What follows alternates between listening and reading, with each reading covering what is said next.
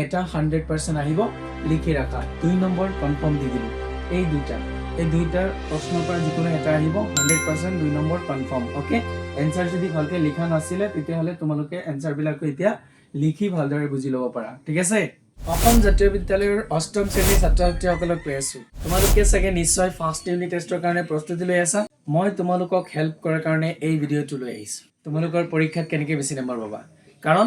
যি প্ৰশ্নবিলাক তোমালোকে পৰীক্ষাত এৰি থৈ আহা যেনে 2 মাৰ্কছৰ 3 মাৰ্কছৰ এণ্ড 5 মাৰ্কছৰ কুৱেশ্যনবিলাক যিবিলাক আমি টান পাও কৰোতে হয় না নহয় সেই প্ৰশ্নৰ উত্তৰবিলাক মই এই ভিডিঅটোৰ জৰিয়তে লৈ আহিছো চাবা মিনিমাম তোমালোকৰ কমসে কম 25 পৰা 30 নম্বৰ কমন আহিব মোৰ এই প্ৰশ্নবিলাক চাবা সেইকাৰণে কৈ আছো ভিডিঅটো ভালকৈ চোৱা যিসকল নতুন আহিছা তেওঁলোকে চেনেলটো সাবস্ক্ৰাইব কৰি নটিফিকেশনটো অন কৰি লোৱা ঠিক আছে আমি দেৰি নকৰো কাৰণ বহুত কথা পাতিব লাগিব সো প্ৰথম প্ৰশ্ন লেসনটো চোৱা প্ৰথম লেসন এসেন্স অফ এটিকুইটি ইয়াৰ পৰা কি 2 and 3 and 5 মাৰ্কছৰ কুৱেশ্যন আহিব পাৰে প্ৰথম প্ৰশ্নটো হৈছে state some important rules of school and classroom etiquette so important rules of school and classroom etiquette include মানে কিছুমান গুৰুত্বপূৰ্ণ শিষ্টাচাৰ হৈছে বিদ্যালয় আৰু বিদ্যালয় শ্ৰেণী কোঠাৰ সেইবিলাক এই কিটাৰ ভিতৰত আছে সোৱা এক নম্বৰ হৈছে being punctual and obeying school rules আমি বিদ্যালয়ৰ নিয়ম নীতি মানি চলিব লাগে obeying মানে মানি চলা আৰু punctual মানে আমি সময়ানুবৰ্তী হ'ব লাগে মানে কাম কাজবিলাক সময়মতে কৰিব লাগে দুই number সোৱা being respectful to teachers and staff আমি staff আৰু শিক্ষক গুৰুসকলক সন্মান কৰিব লাগে তিন number সোৱা paying attention while teacher is talking শিক্ষাগুৰুসকলে কথা কৈ থকা সময়ত আমি মনোযোগ দিব লাগে চাৰি number সোৱা not littering the classroom or school grounds বিদ্যালয়ৰ যি চৌহদ আছে গ্ৰাউণ্ড আছে আৰু ক্লাছৰুম কোঠালি আছে সেইবিলাক আমি লেতেৰা কৰিব নালাগে পাঁচ number সোৱা not vandalizing or defacing or school grounds so এইকেইটা হৈছে ক্লাছৰুম এণ্ড স্কুলৰ আটাইতকৈ ইম্পৰ্টেণ্ট এটিকুইটি যিবিলাক আমি ষ্টুডেন্ট সকলে মানি চলিব লাগে তোমালোকেও মানি চলিবা ওকে কোৱেশ্চন নম্বৰ 2 এই প্ৰশ্ন উত্তৰ কৰিলে তোমালোকে 2 নম্বৰ পাবা আৰু 3 নম্বৰ সোৱা 3 নম্বৰ প্ৰশ্ন যেটো আছে লেসন নম্বৰ 1 ৰ এটো হৈছে why is maintaining eye contact during a conversation important যেতিয়া আমি কথা পাতো তেতিয়া কোনোটাজনে কৈ আছে তাৰ ফালে চাই থাকিব লাগে চকুত চকু ৰাখি চাই থাকিব লাগে তেতিয়া আমাৰ কনসেন্ট্ৰেচন বাঢ়ে আৰু সেই কথা পতাৰ সময়ত আমাৰ মনোযোগ বৃদ্ধি হয় এটো বহুত গুৰুত্বপূৰ্ণ তোমালোকেও কৰিবা বুজি পাইছা না যেতিয়া শিক্ষকে কথা পাতিব শিক্ষকৰ ফালে চাই থাকিবা তেতিয়া কনসেন্ট্ৰেচন বাঢ়ে এনসাৰটো হৈছে সোৱা maintaining eye contact is important চকুৰ সংযোগ স্থাপন কৰাটো বহুত গুৰুত্বপূৰ্ণ হয় because it shows the other person that you are listening actively paying attention মানে তুমি যে খুব মনোযোগ দি কথাবিলাক শুনি আছা সক্ৰিয়ভাৱে হেতু দেখুৱাই বুজি পাইছা and being sincere আৰু তুমি যে sincere হৈ আছা হেতু দেখুৱাই it is a sign of respect আৰু এটো হৈছে সন্মান কৰা এটা নিদৰ্শন তুমি যে কথাবিলাক সন্মান সহকাৰে তেওঁৰ কথাবিলাক শুনি আছা হেতু দেখুৱাই বুজি পাইছা না নিদৰ্শন বুজায় and helps in building trust during a conversation আৰু এই কাৰ্যটোৱে কি কৰে বিশ্বাস গঢ়াত কি কৰে বৃদ্ধি কৰে যেতিয়া আলোচনা চলি থাকে বুজি পাইছা না তো এইটো হৈছে ইম্পৰ্টেন্ট এই দুইটা প্ৰশ্নৰ পৰা এটা 100% আহিব লিখি ৰাখা 2 নম্বৰ কনফাৰ্ম দি দিলো এই দুইটাৰ প্ৰশ্নৰ পৰা যিকোনো এটা আহিব 100% 2 নম্বৰ কনফাৰ্ম ওকে এনসাৰ যদি ভালকে লিখা নাছিলে তেতিয়াহলে তোমালোকে এনসাৰ বিলাকো এতিয়া লিখি ভালদৰে বুজি ল'ব পাৰা ঠিক আছে মাই ডিয়াৰ ষ্টুডেন্টস তোমালোকৰ এই লেসনটোত ৰাইটিং এক্টিভিটিৰ ভিতৰত দুটা প্ৰশ্ন আছে যি দুটাৰ পৰা এটা লেটাৰ ৰাইটিং আহিব আৰু ইয়াত 5 নম্বৰ কনফাৰ্ম 5 নম্বৰ সো ভালকে চাই লোৱা লেটাৰ ৰাইটিংটোৰ ভিতৰত প্ৰথম লেটাৰ ৰাইটিংটো আছে write an application to the head of your school তোমাৰ বিদ্যালয়ৰ প্ৰধান শিক্ষকলৈ এখন দৰখাস্ত লিখা to provide যোগান ধৰিবলৈ better library facilities তাৰমানে পুথিভঁৰালৰ যি সা সুবিধা আছে হেতু ভালকে যোগান ধৰিবলৈ to the students ছাত্ৰ-ছাত্ৰীসকলক ওকে প্ৰশ্নটোৰ উত্তৰ কৰিব নোৱাৰিলে তোমাৰ 5 নম্বৰ মাইনাস হৈ যাব প্ৰথমে যি দুটা প্ৰশ্ন দিছো তাত 2 নম্বৰ কনফাৰ্ম ইয়াত দুটা লেটাৰ ৰাইটিং লিখি দি আছো এই লেটাৰ ৰাইটিং দুটাত 5 নম্বৰ কনফাৰ্ম সো কিমান হল 7 নম্বৰ সো ইয়াৰ আনসাৰটো সোৱা লিখাৰ প্যাটাৰ্নটো এইটোই কৰিবা জায়গা কম কাৰণে মানে ইয়াত অলপ সৰুকে লিখিছো ঘনকে লিখিছো তোমালোকে যদি দেখা পোৱা না যায় ব্লাৰ হয় তেতিয়াহলে তোমালোকে সেটিংছত যাবা ভিডিঅ' চলি থকা সময়ত অপশ্যন আছে না ছেটিং অপশ্যনত যাবা গৈ তাত ভিডিঅ' কোৱালিটিটো কি কৰি দিবা এইচডি কৰি দিবা তেতিয়া দেখা পাবা আৰু মোবাইলটো এনেকৈ হৰাইজেণ্টেলত পাবা ওকে সো চোৱা প্ৰথমে আমি লিখিব লাগিব এড্ৰেছ কাৰ এড্ৰেছ ৰিচিভাৰ এড্ৰেছ চোৱা কালৈ লিখিম চিঠিখন টু দ্য হেডমাষ্টাৰ প্ৰধান শিক্ষকলৈ লিখিম তলত লিখিবা স্কুলৰ নাম যিখন স্কুলত পঢ়ি আছা তুমি সেই স্কুলৰ নাম লিখি দিবা নহ'লে প্ৰশ্নত স্কুলৰ নাম থাকিলে স্কুলৰ নাম লিখি দিবা তোমালোকৰ ইয়াত এইটো প্ৰশ্নত কিন্তু স্কুলৰ নাম নাই ঠিক আছে লোকেশ্যন লিখিবা স্কুলটো ক'ত আছে এই ঠাইৰ নামটো লিখি দিবা ইয়াতে তাৰপিছত ডেট লিখিবা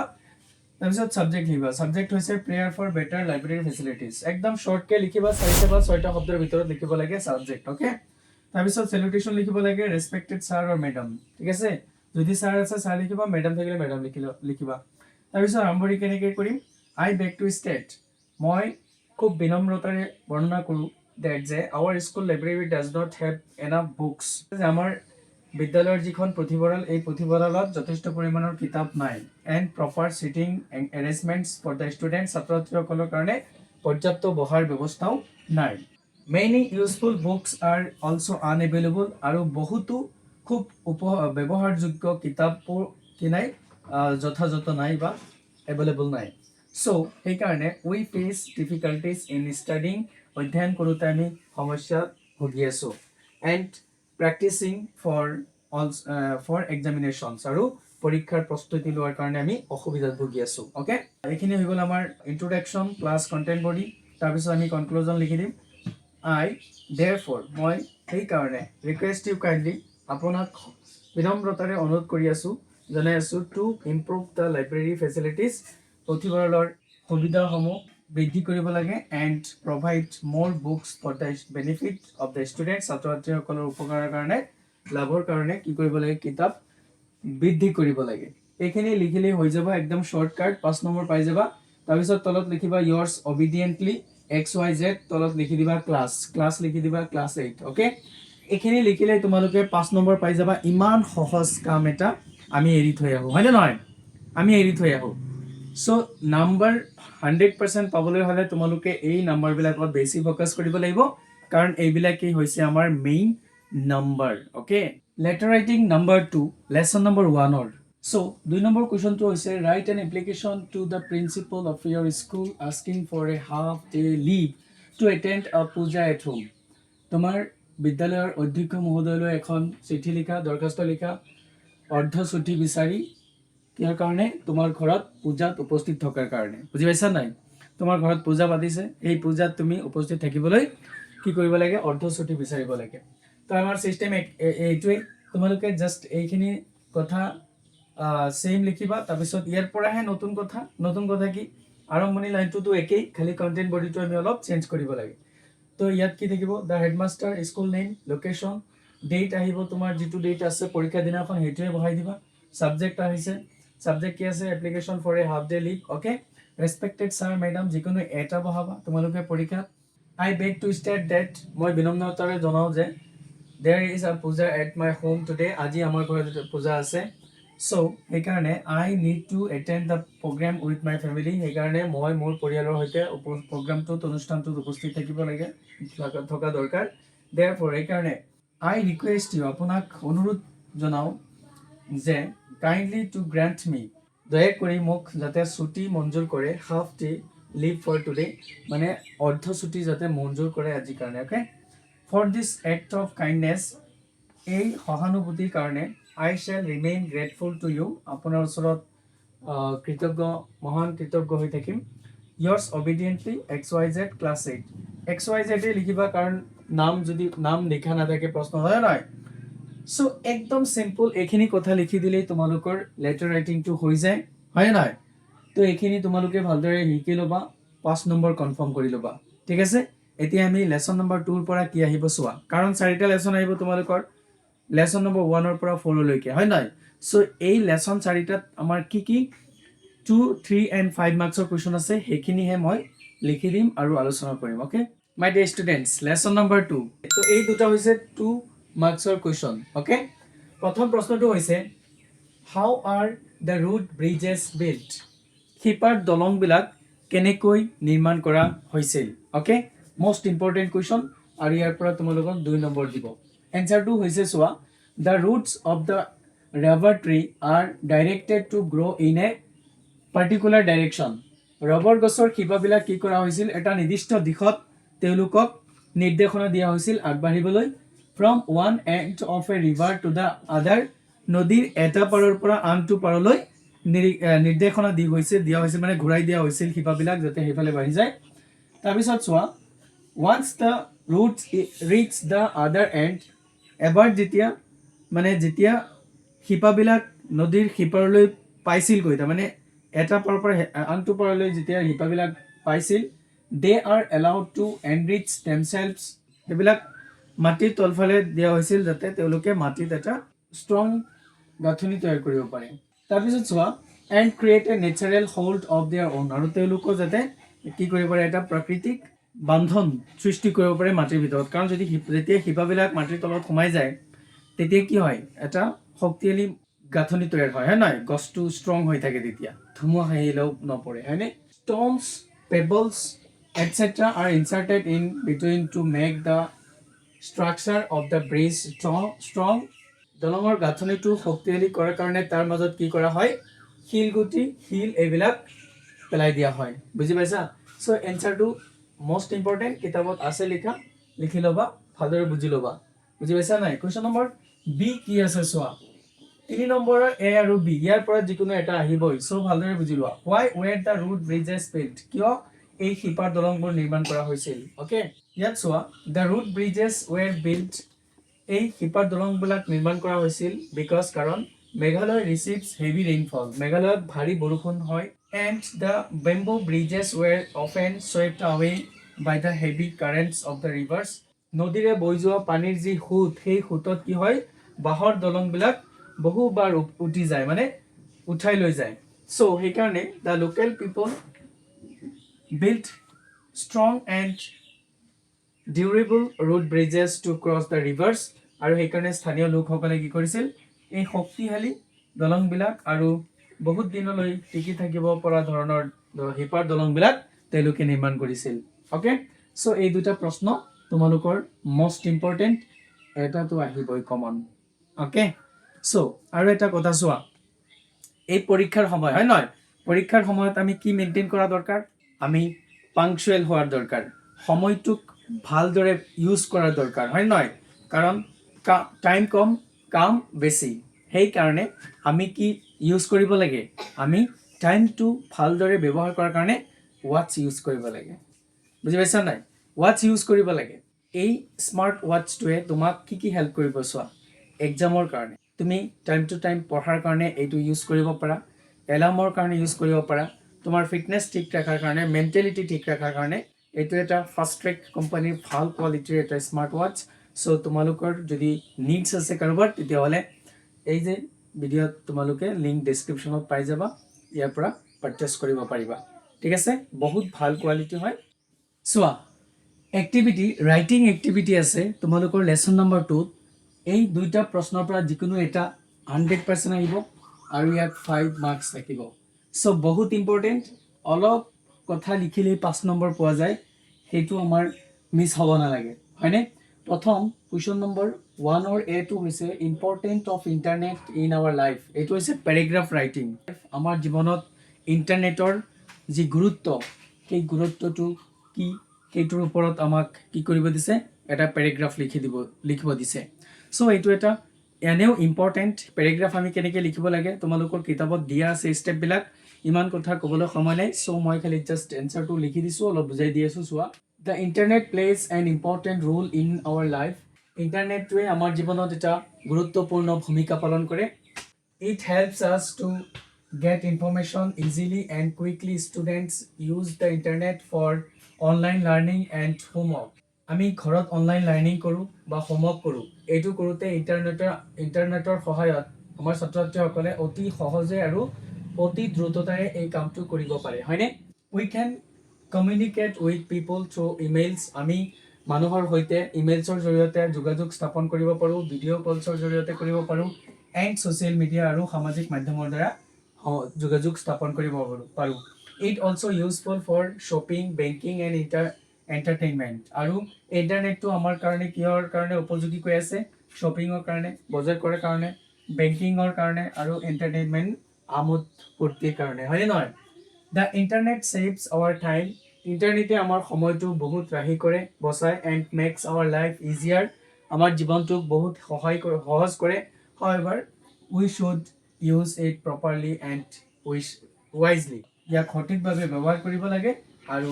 বিশদভাৱে ব্যৱহাৰ কৰিব লাগে। মৰমৰ ছাত্ৰ ছাত্ৰীসকল, এইটো এটা মষ্ট ইম্পৰ্টেণ্ট টপিক। এই কথাবিলাক জানিলে তোমালোকে পইণ্ট ৱাইজ এছেও লিখিব পাৰিবা। সেইকাৰণে এই কথাবিলাক এনেও জনা দৰকাৰ। খালি কিতাপৰ লাইন দুটামান মুখস্থ কৰিলে সেইটো ষ্টাডি নকয়। আমি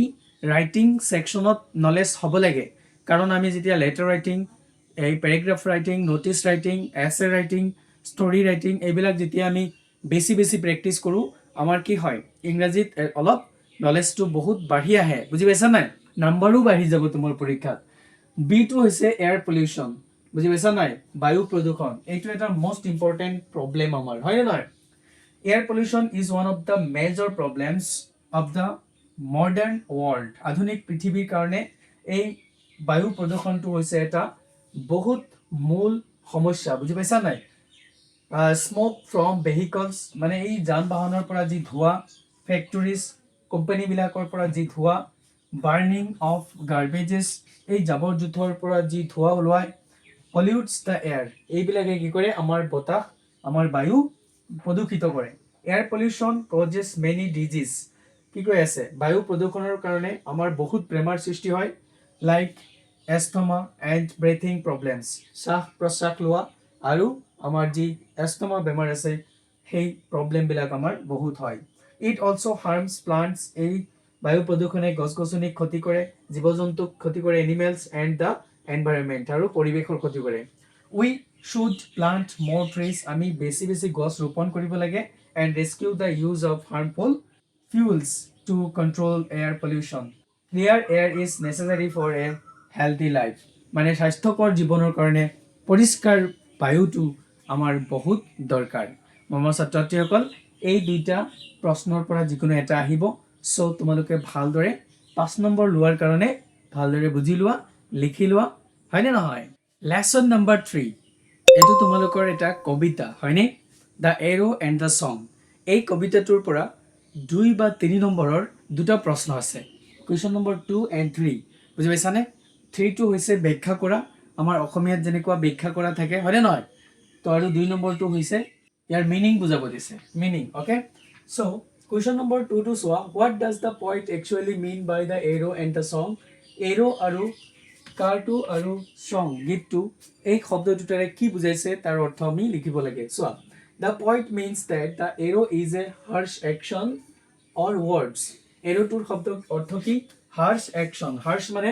কষ্টকৰ কাৰ্য বা নিষ্ঠুৰ কাৰ্য বুলি আমি ক'ব পাৰি, নিৰ্দয় বুলি ক'ব পাৰি। এনেকুৱা কষ্টকৰ শব্দ বা নিষ্ঠুৰ কথা, তেনেকুৱা শব্দ বা কাৰ্য বা কথা। অ'কে, এণ্ড দ্য ছং, আৰু গীতটো কি কোৱা হৈছে? Is kind. এইটো এটা খুব মৰম লগা, দয়া লগা এটা কথা। কাৰণ গীত শুনিলে মানুহৰ মন কোমল হৈ যায়, মানুহৰ অন্তৰ কোমল হৈ যায়, হয় নাই? ছফ্ট হৈ যায়। কাৰণ এইটো ভাল কথাৰ কথা কৈ আছে। তাৰমানে আমি যেতিয়া ভাল ব্যৱহাৰ কৰোঁ, ভাল কথা মানুহৰ লগত কওঁ, সেইটোৰ কথা কৈ আছে। এণ্ড লাভিং ৱৰ্ডছ, আৰু এটা ভাল লগা শব্দ। এনেকুৱা both may affect people for a long time। এই দুয়োটা শব্দই কি কৰিব পাৰে? মানুহৰ জীৱনত বহুত দীঘলীয়াকৈ প্ৰভাৱ পেলাব পাৰে। একদম ৰাইট, বুজি পাইছা নাই? সেইকাৰণে আমি মানুহৰ লগত কি কৰিব লাগে? ভাল ব্যৱহাৰ কৰিব লাগে, ভাল কথা ক'ব লাগে। আমি যদি আঘাত দি কথা কওঁ, তেতিয়া কি কৰে? সেই কথাটোৱে বহুত দিনলৈকে প্ৰভাৱ পেলায়। আকৌ যদি আমি ভাল ব্যৱহাৰ কৰোঁ কাৰোবাৰ লগত, সেই ব্যৱহাৰটোও বহুত দিনলৈকে প্ৰভাৱ পৰে। অ'কে, চ' কুৱেশ্যন নম্বৰ 3 চোৱা। Explain the reference to the context. আমাক ইয়াত এটা কি দিছে? এটা আমাক ষ্টেঞ্জা দিছে, আমাক ইয়াত এটা কনটেক্সট দিছে, আৰু এই কনটেক্সটটো ব্যৱহাৰ কৰি আমাক ইয়াৰ অৰ্থটো ব্যাখ্যা কৰিব দিছে। অ'কে, চ' ইয়াত আমি কেনেকৈ লিখিম? একদম শ্বৰ্ট এণ্ড ইজি, টেনশ্যন ল'ব নালাগে। 3 নম্বৰ দিব এইটো লিখিলে। These lines are taken from the poem. এই লাইনবোৰ কবিতাৰ পৰা লোৱা হৈছে, কবিতাটোৰ পৰা লোৱা হৈছে। কোনটো কবিতা? The arrow and the song. মানে the arrow and the song এই কবিতাটোৰ পৰা লোৱা হৈছে। Written by the Henry Wadsworth Longfellow. মানে কোনে লিখিছে? ইয়াৰ লেখক হৈছে হেনৰী ৱাৰ্ডছৱৰ্থ লংফেলো। তেখেতৰ দ্বাৰা লিখা the arrow and the song এই কবিতাটোৰ পৰা এই শাৰীবিলাক লোৱা হৈছে অ'কে হিয়াৰ ইয়াত দ্য পইট চেজ কবিয়ে কয় ডেট যে হিজ চুইট ছং ৰিমাইণ্ড মানে তেওঁৰ যি মধুৰ গীত এইটো মনত ৰখা হয় in the heart of his friend তাৰমানে তেওঁৰ বন্ধুৰ হৃদয়ত মনত ৰখা হয় ফৰ এ লং টাইম দীৰ্ঘ সময় ধৰি মনত ৰখা হয় ইট শ্ব'জ ডেট এইটোৱে দেখুৱায় যে কাইণ্ড ৱৰ্ডছ মানে খুব দয়া বা খুব দয়াৰ লগা কথা এইবিলাক এইটোৱে বুজায় এণ্ড গুড ডিডছ আৰু এইটোৱে ভাল ব্যৱহাৰ কৰাৰ কথা বুজায় আৰু অলৱেজ ৰিমেম্বাৰ তাৰমানে যেতিয়া আমি ভাল ব্যৱহাৰ কৰোঁ খুব মৰম লগা কথা কওঁ তেতিয়া সেইটোৱে এই কাৰ্যটোৱে বহুত দিনলৈকে মানুহে কি কৰে মনত ৰাখে সদায় মনত ৰাখে এই কথাবিলাক সেইটোৱে বুজাইছে তো ইমান শ্বৰ্ট এণ্ড ইজি এইখিনি হৈছে এই লেচন নম্বৰ 3 ইম্পৰ্টেণ্ট প্ৰশ্ন মানে 2 বা 3 নম্বৰৰ প্ৰশ্ন এই দুটাৰ পৰা যিকোনো এটা আহিব চ' সেইকাৰণে তোমালোকে কি কৰিবা ভালদৰে শিকি ল'বা মুখস্থ কৰি ল'বা বুজি ল'বা অ'কে লেচন নম্বৰ 4ৰ 2 বা 3 বা 5 নম্বৰৰ প্ৰশ্ন কি কি আহিব পাৰে এই দুটাৰ পৰা যিকোনো এটা প্ৰশ্ন আহিব question number 2 and question number 3 এই দুটাৰ পৰা যিকোনো এটা প্ৰশ্ন আহিব চ' তোমালোকে ভালদৰে চাবা why do we need trees আমাৰ গছৰ কিয় প্ৰয়োজন list 3 reasons that grandfather gives ককা দেউতাকে দিয়া 3টা কাৰণ আমাক উল্লেখ কৰিব দিছে যে কোন 3টা কাৰণে আমি গছটো আমাৰ দৰকাৰ বুজি পাইছা নাই ওকে বহুত ইম্পৰ্টেণ্ট প্ৰশ্ন গছটো আমাৰ কিহৰ কাৰণে দৰকাৰ চোৱা according to the grandfather ককা দেউতাকৰ মতে we need trees for the following 3 reasons তলত উল্লেখ কৰা 3টা কাৰণত আমাৰ গছবিলাক দৰকাৰ কি কি কাৰণ চোৱা to keep the desert away মৰুভূমিৰ পৰা ৰক্ষা পাবলৈ trees prevent the land from turning into a dry গছবিলাকে মাটিটোক শুকাই যোৱাৰ পৰা ৰক্ষা কৰে barren desert বুজি পাইছা নাই মৰুভূমি হোৱাৰ পৰা ৰক্ষা কৰে তো এই দুটা কাৰণত আমি কি কৰিব লাগে ডিজাৰ্ট হোৱাৰ পৰা মানে মাটিটো যাতে শুকাই নাযায় সেইটোৰ পৰা আমি ৰক্ষা কৰিব লাগে ৰক্ষা কৰিবলৈ গছ দৰকাৰ আমাৰ 2 নম্বৰ ৰিজনটো হৈছে to attract rain trees help in bringing rainfall গছ-গছনিয়ে বৰষুণ আনাৰ কাৰণে কি কৰে সহায় কৰে which is essential for life যিটো আমাৰ জীৱনৰ কাৰণে অতি দৰকাৰ 3 নম্বৰ কাৰণটো হৈছে টু প্ৰটেক্ট দ্য সইল মাটিক খহনীয়াৰ পৰা ৰক্ষা কৰিবলৈ trees prevents the banks of the rivers from being washed away তাৰমানে আমাৰ যে নদীৰ পাৰ আছে এই নদীৰ পাৰবিলাক যাতে খহি নাযায় তাৰ পৰা আমাক গছ-গছনিয়ে ৰক্ষা কৰে হয়নে নহয় গছ-গছনি ৰুই দিলে সেইটো মজবুত কৰি ৰাখে and provide us with fruit and timber আৰু গছে আমাক কি কৰে আমাক ফল-মূল দিয়ে আৰু কাঠ যোগান দিয়ে হয়নে নহয় এই তিনিটা মোস্ট ইম্পৰ্টেন্ট কাৰণত আমি কি কৰিব লাগে আমি গছ ৰুব লাগে আৰু গছ আমাৰ প্ৰয়োজন সো ইম্পৰ্টেন্ট প্ৰশ্ন আৰু এইটোৰ পৰা তোমালোকৰ 2 বা 3 নম্বৰ দিব ওকে সো ভালদৰে বুজি ল'বা ভালদৰে মুখস্থ কৰি ল'বা ঠিক আছে কোৱেশ্চন নম্বৰ 20 আছে সোৱা describe what the author show when he went back to the island লেখক যেতিয়া সেই দ্বীপটোলৈ উভতি গৈছিল তেতিয়া কি দেখা পাইছিল সেইটো বৰ্ণনা কৰিব দিছে আমাক বুজি পাইছা নাই সো এই প্ৰশ্নৰ উত্তৰটো লিখিলে তোমালোকে 2 বা 3 নম্বৰ পাবা এটা মোস্ট ইম্পৰ্টেন্ট কোৱেশ্চন পৰীক্ষাত এই দুইটাৰ পৰা এ আৰু বি ৰ পৰা যিকোনো এটা আহিবই সো তোমালোকে ভালদৰে বুজি ল'বা when the author returned to the island যেতিয়া লেখক এই দ্বীপটোলৈ উভতি গৈছিল after many years বহু বছৰ পিছত he saw a spectacular information the once small এটা সৰু rocky island মানে পাহাৰীয়া দ্বীপ had turned into a green paradise কি কৈ আছে এটা সৰু দ্বীপ পাহাৰীয়া দ্বীপ সেই দ্বীপটো কি হৈছিল এটা সেউজীয়া স্বৰ্গলৈ পৰিণত হৈছিল কাৰণ তেখেতে এক টাইমত তাত কি কৰিছিল বহুত গছ ৰোপণ কৰি দিছিল সেই মৰুভূমিত ওকে দ্বীপটো the trees his grandfather had planted তাৰমানে এই লেখকৰ ককা দেউতাকে কি কৰিছিল এই গছবিলাক তাত ৰোপণ কৰিছিল and multiplied আৰু হেবিলাক কি কৰিছিল বহুত কেইটা হৈছিল বাঢ়ি and the island was now covered with lush greenery আৰু এই দ্বীপটো কি হৈছে একদম ৰখাল সেউজীয়া গছ-গছনিৰে কি হৈছে ঢাকি গৈছে বুজি পাইছা ইনক্লুডিং লাম্বাৰনামছ and other plants লাম্বাৰনামছ আৰু অন্যান্য গছ-গছনিবিলাকেৰে একদম ভৰি গৈছিল looking vibrant and full of life কি কৈ আছে খুব স্পন্দনশীল আৰু ফুল অফ লাইফ মানে জীৱন্ত বা জীৱনপূৰ্ণ এটা দ্বীপ হৈ উঠিছিল সেইকাৰণে আমি গছ ৰোপণ কৰিব লাগে মৰমৰ ছাত্ৰ ছাত্ৰীসকল এইটো প্ৰশ্ন উত্তৰ তোমালোকে একদম ভালদৰে বুজি ল'বা একদম শৰ্ট এণ্ড ইজি ইয়াত টান একো নাই জাষ্ট তোমালোকে কি কৰিব লাগিব